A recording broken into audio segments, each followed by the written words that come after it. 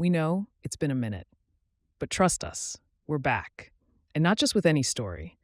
Today we're diving headfirst into the viral debate that's taken over your feeds, your group chats, and maybe even your soul. Could 100 unarmed men take down one gorilla? Yeah, we went there. And we wrote the whole insane thing out as if it really happened. So buckle up, because this isn't just a fight, it's a reckoning. Let's have some fun. He's not supposed to know we're working together, someone whispered. Too late. The gorilla charged. His roar shook the walls. A man screamed, then cracked. Blood sprayed across the sand. Panic. Screaming. Running. Circle him! Circle.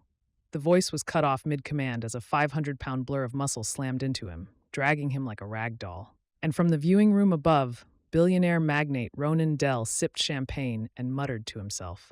They said it couldn't be done. It started, as many disasters do, with a tweet. No weapons. 100 grown men. One gorilla. Who wins? Posted at 11:47 p.m. on a Thursday, the tweet should have disappeared like all the other shower thought nonsense online. But by morning, it had 12 million views. People weren't just replying, they were organizing. Debates exploded across Reddit, Discord, Instagram, TikTok. One side claimed the gorilla, with its 500-pound bulk and freakish strength, would tear through men like tissue paper. The other side insisted that sheer numbers and coordination would win the day. It's math, one influencer argued in a now viral video. If 10 guys distract him and the rest dogpile, he can't move. It's science. Science was unavailable for comment. The tweet became a movement. Memes flooded in, animations, strategic diagrams involving decoys, waves, even human sacrifice. Think pieces with titles like "What the Gorilla Fight Says About Masculinity in Late-Stage Capitalism" went viral. Brands got involved. Gym supplements started running #Gorilla Challenge campaigns. A gaming company released a battle simulator.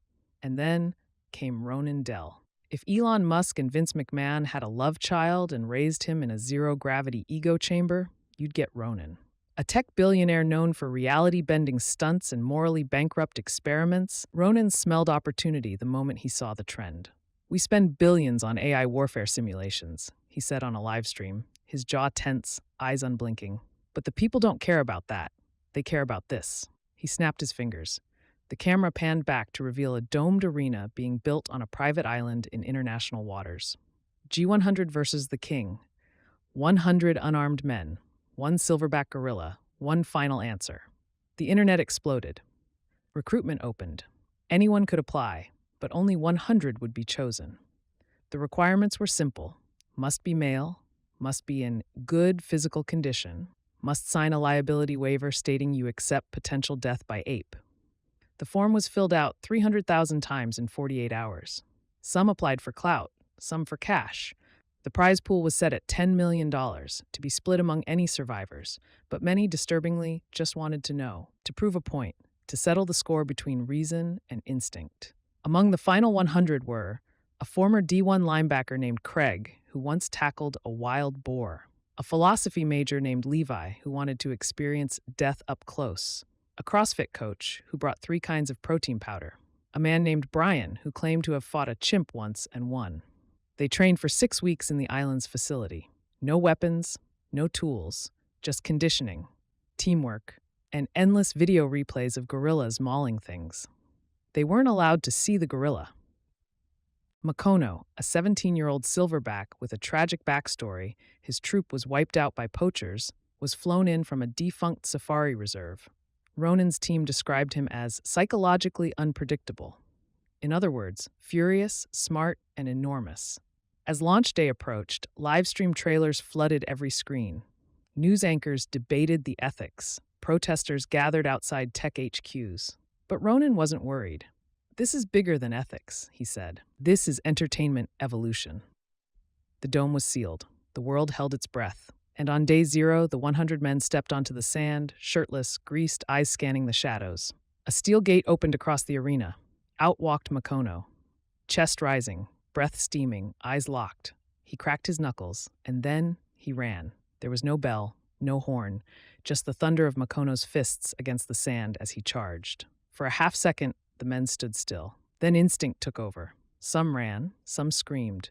A few, the overconfident ones, charged forward. Big Craig led them. He declared himself captain during training and believed if they swarmed fast, they could overwhelm the gorilla before it adapted. "Now, he's only one! Get him!" he shouted, spit flying from his mouth. They made it 10 feet. Makono didn't stop, didn't hesitate. He barreled into the front line like a freight train of flesh and rage. Craig took the full impact.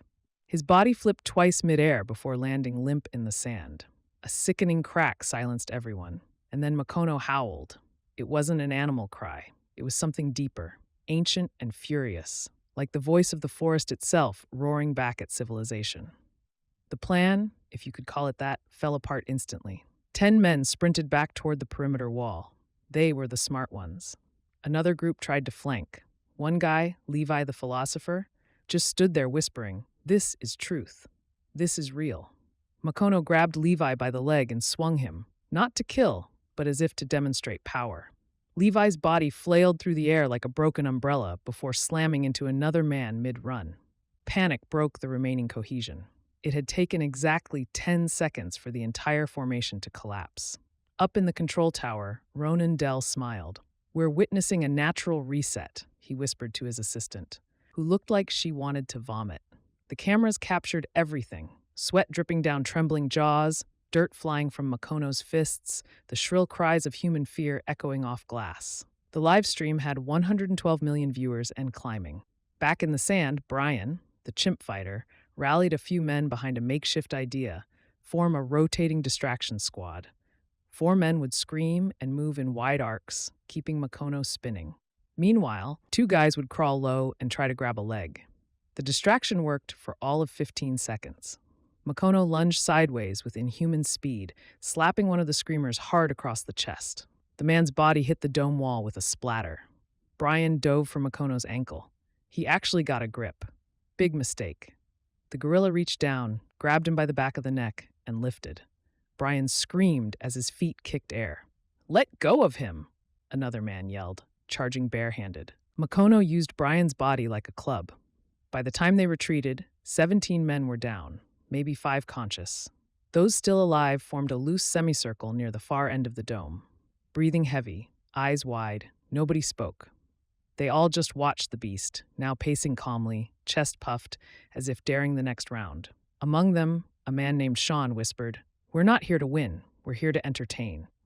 That was the moment the real horror set in. This wasn't a challenge. It was a show.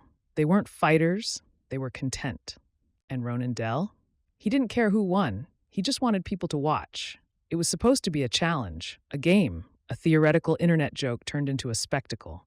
But now, they were wading through blood. Makono stood at the center of the dome, chest heaving slowly, eyes locked on the cowering group of survivors. Around him, bodies lay twisted, some moaning, most silent. The arena reeked of sweat, fear, and the copper tang of blood. Ronan Dell watched from his climate-controlled skybox above, flanked by influencers and ex-CEOs clinking glasses. His assistant approached with a tablet showing live stats. Viewership had hit 182 million. Sponsors were flooding in. "Should we slow it down?" she asked, her voice cracking. "No," Ronan said. "Let it evolve. Nature doesn't pause for feelings." In the pit, a new kind of leader emerged, Malik. Tall, wiry, former Marine.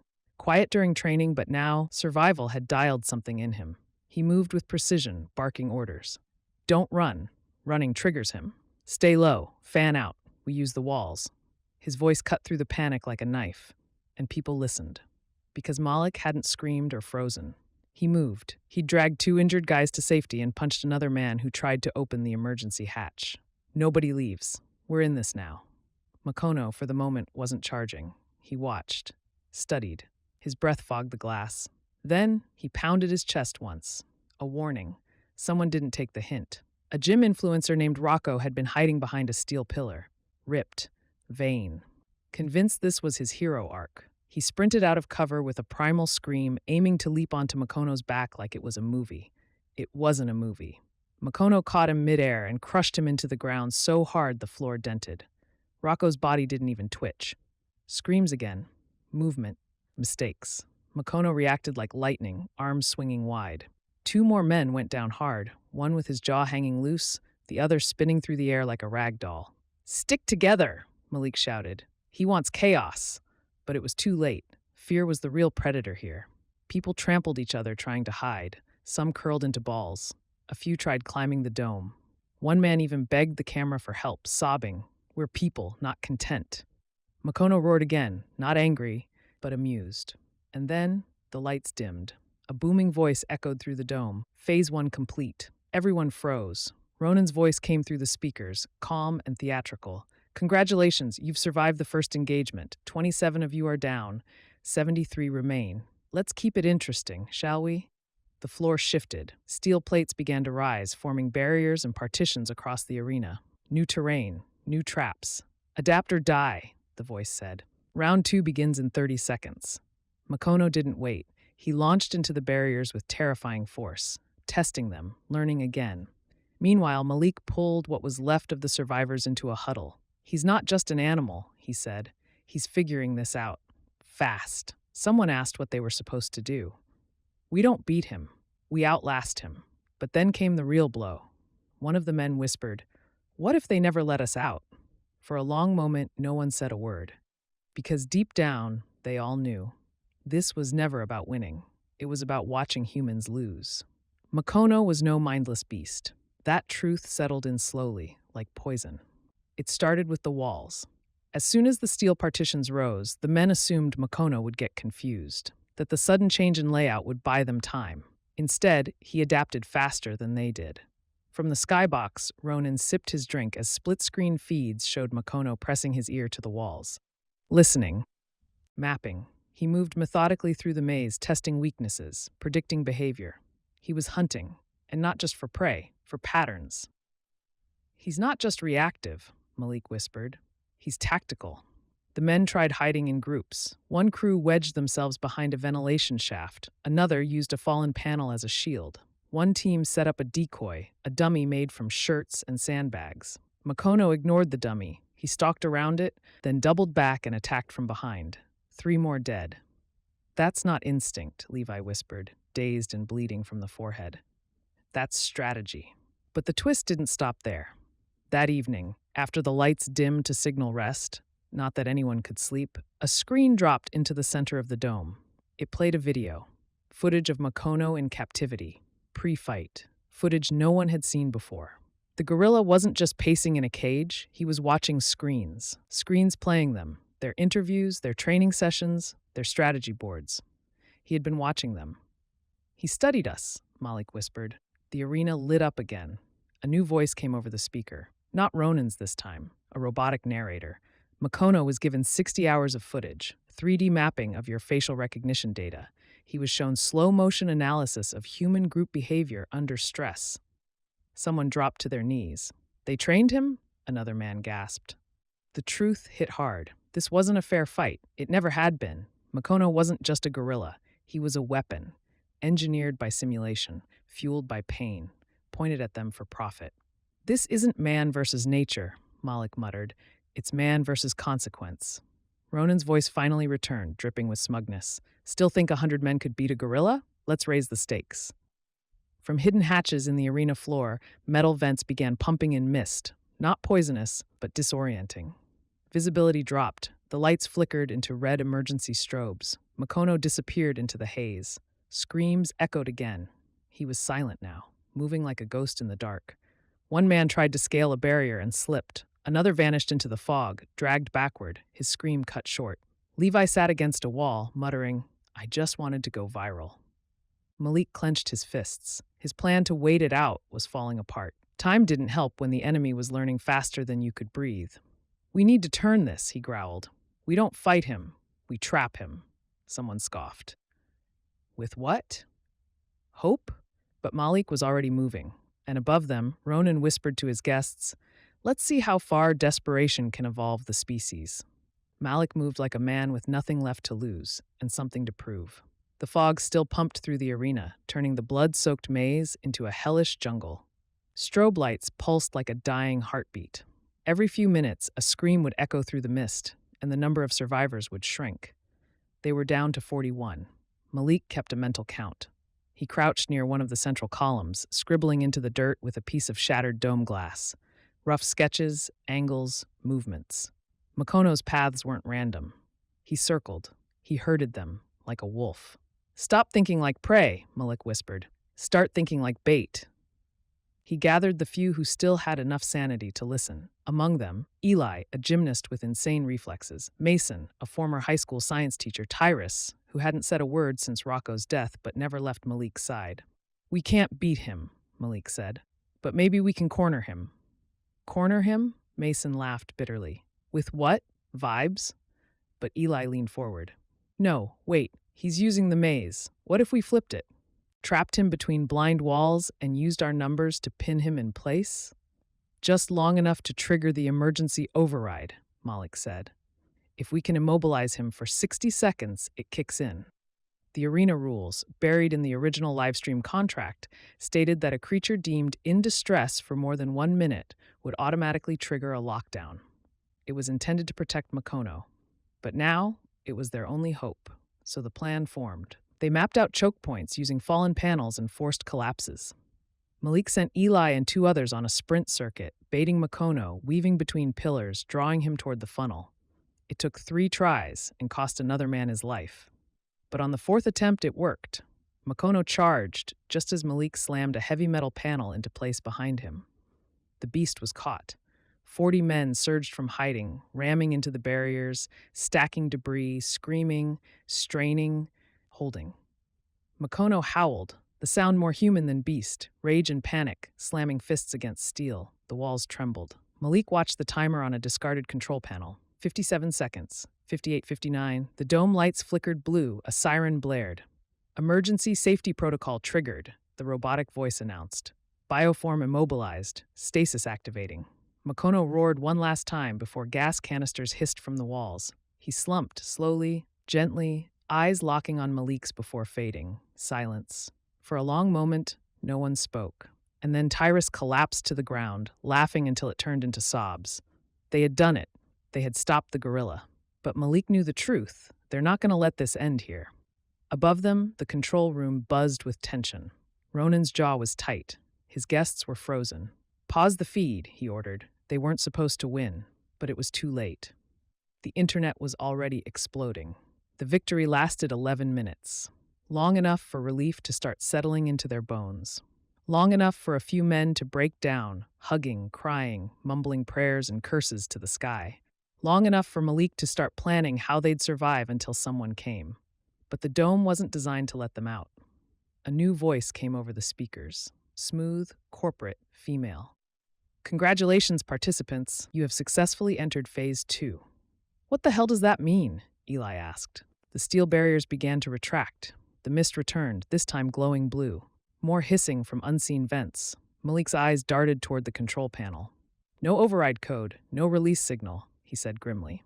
Then he saw the countdown. 4. A new timer. "What is this?" Tyrus asked. "Another round?" The stasis gas around Makono began to vent. No, Malik said, backing away. "They're rebooting him." The gorilla twitched. "Ronan Dell is watching," Eli muttered. "He can't let it end on a human win." Above them, in the control room, Ronan's face was stone.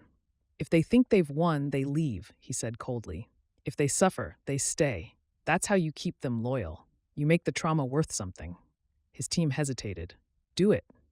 Back in the pit, the survivors tried to reinforce the trap, but Makono was waking up faster now. The sedation hadn't been full. His eyes snapped open, dazed, confused, then focused. He remembered. He didn't roar this time. He waited, watched. Then, with unnatural calm, he reached behind himself and began peeling apart the panels. Tyrus whispered, "He's learning how to undo it." Panic set in again. The unity was cracking. Eli started pulling men toward a side corridor. "New plan. We escape. We find the maintenance shaft." But Malik didn't move. "If we run, he hunts us one by one." Eli snapped. "If we stay, we die together." Makono tore off another panel. The trap was gone. He stood. No fury, no sprinting. Just slow, deliberate steps. He walked past the dead, past the crumpled decoy, toward Malik. "He's not killing," someone whispered. "He's choosing." Makono stopped in front of Malik. They locked eyes. Malik dropped his makeshift spear. "What now?" he asked, half to the ape, half to the sky. Makono stared at him, then turned and walked away. The dome lights shut off. Darkness. Then a single spotlight beamed down on the center of the arena. A chair. A voice echoed, "Final stage begins at dawn." And then the screen in the skybox lit up with 4 words, "Only one may leave." The survivors didn't sleep that night. They couldn't. After the dome lights shut off, silence settled like a curse. Even the ever-present hum of the vents had gone quiet. All that remained was the spotlight, that damned chair in the center of the arena, and the glowing message overhead, "Only one may leave." There were 37 men still breathing, and none of them knew what would happen at dawn. Malik sat near the wall, wrapping a torn shirt around his forearm where a metal shard had cut deep. Across from him, Eli sharpened a jagged pole against a concrete block. No one talked. Trust was gone. But not everyone was ready to give in. A quiet figure emerged from the mist, someone the others had assumed dead. Brian, his arm was broken, face swollen, but he walked with purpose. When Malik saw him, his eyes widened. "You're alive?" Brian grinned. "Makono threw me into a wall, knocked me out cold. I woke up behind a busted panel. Guess I wasn't interesting enough to kill." The two clasped hands. It was the first human moment in hours. "I heard what's happening," Brian said. "Final stage. Only one leaves." Malik nodded grimly. "We need to take control of the game. Force a different ending." "How?" "We don't kill each other. We flip it." They whispered fast. The cameras were probably still rolling. Maybe Ronan could hear them, maybe not. But the idea formed fast, brilliant in its madness. They'd make Makono the last one standing. Let the beast win. If they refused to play Ronan's final game, it would collapse the whole premise. The world had tuned in for violence. But what if the violence ended in defiance? Brian, Malik, and Eli spread the plan quietly, man to man. Some laughed. Some called them cowards. But others, especially those who'd watched friends die, nodded. "You want to give the gorilla the prize?" one man asked. "No," Malik said. "I want to give Ronan a middle finger he'll never forget." Dawn came fast. The lights roared on.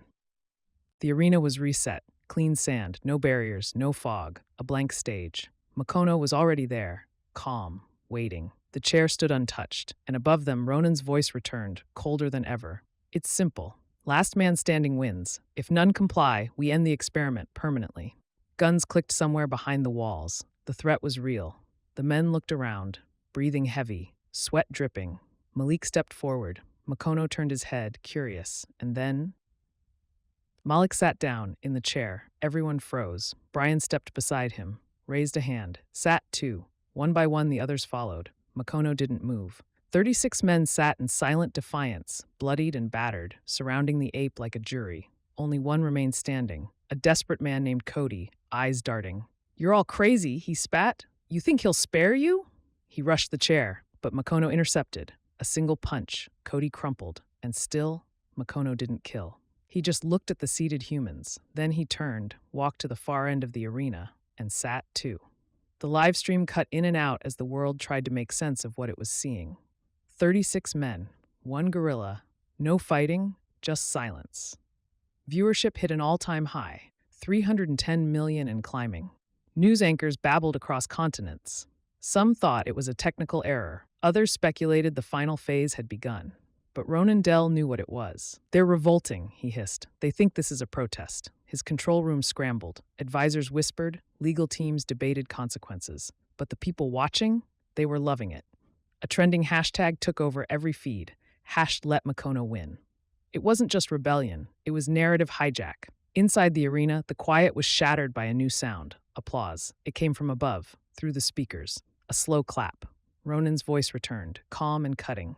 Touching, truly. But this isn't a college protest. This is a contract. This is content. Spotlights snapped on. The floor split open. Rising from below came 4 mounted plasma turrets, each aimed at a corner of the arena. Gas began to vent again. Not the fog, but tear-inducing smoke. Panic rippled. "Engage or expire," Ronan said. "Your choice." Makono stood up slowly. So did Malik. "Everyone stay down," Malik shouted. "They want us to panic." The crowd outside the island, protesters, hackers, activists, finally acted. That morning, an anonymous whistleblower had leaked every document Primal ever buried, including details of the dome's kill switches. Suddenly, the turrets jammed. The gas ceased. The feed went black. Chaos erupted online. Minutes later, the live stream flickered back on, but this time from an unauthorized drone circling the arena. Someone hacked the broadcast, Brian said, grinning. The crowd watching now saw the truth. The traps, the body count, the desperation. And then the door opened. The first time in 12 days, an actual exit opened from the far side of the dome. No announcements, no guards, just an open steel door. Malik turned to Makono. They locked eyes again, and then Makono walked toward it. Slow, proud, chest high. He stopped at the threshold, looked back. Malik nodded. Makono stepped into the sun, and the world erupted. News outlets crashed, celebrities tweeted, people screamed. A gorilla had walked out of humanity's most shameful experiment, victorious. Inside the arena, Malik collapsed, not from injury, from relief.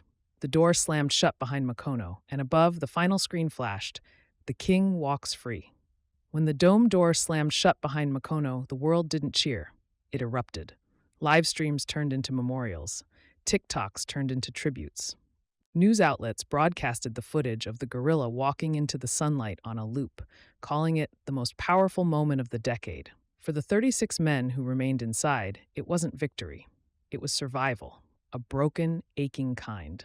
Malik lay on the sand, staring at the ceiling as the lights shut off one by one. No fanfare, no rescue team, just silence again. But this time, it didn't last long. A week after the escape, the UN Human Rights Commission declared the event a violation of international law. Primal was raided. Every executive who had touched the project went underground, except for Ronan Dell. He held a press conference the very next day. "You people watched. You clicked. You made it profitable. I just gave you what you wanted." He wore a tuxedo and smiled like the devil himself. Behind him, the Primal logo still flickered on LED screens. When asked if he regretted it, he responded, "Regret? We proved something. Not just about gorillas, about men." But the world had turned on him.